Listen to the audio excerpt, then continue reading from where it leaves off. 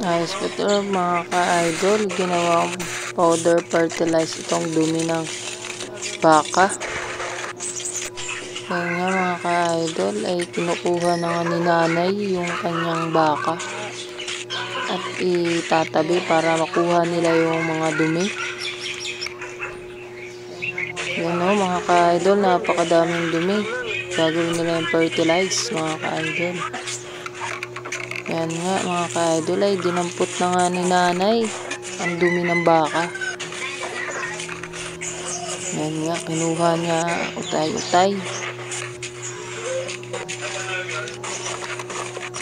Nilagay niya nga sa lalagyanan niya at iniipon niya yan dyan. Yan nga, nilagyan ng konting tubig at kininis-kinis, dinurog-durog. Yan nga, at hinuhulman niya na bilog. Yan, parang putik lang. Yan mga ka-idol ay pwede nga pala natin itong gawin sa ating mga dumi ng alaga nating baka.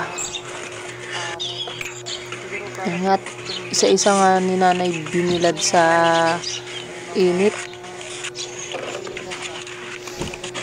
At ngayon nga mga ka-idol ay okay na.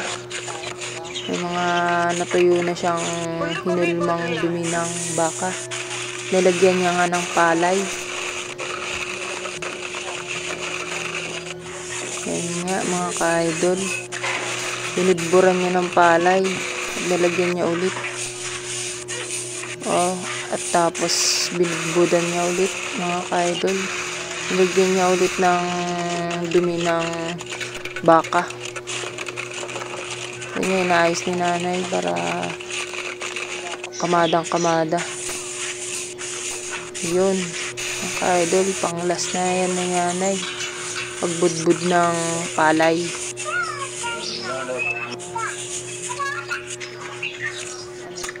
Yun nga mga idol, at sisindihan na nga nila. Yun o, para kang nagkukupra. Yun nga, pinausukan na. Yun, tapos na mga ka-idol. Ayos. Okay na, parang ano yan parang ginawang uling. Tapos gigilingin nila yan mga ka-idol. Yan, isa-isa nilang kunin para siyang uling mga ka-idol